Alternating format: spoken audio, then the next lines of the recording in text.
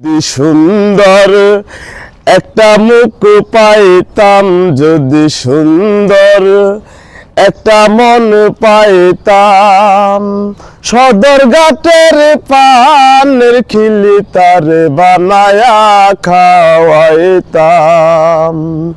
যদি সুন্দর একটা মুখ পাইতাম, যদি সুন্দর একটা মন পাইতাম, সদর ঘাটের পানের খিলি তারে বানায়া খাওয়াইতাম।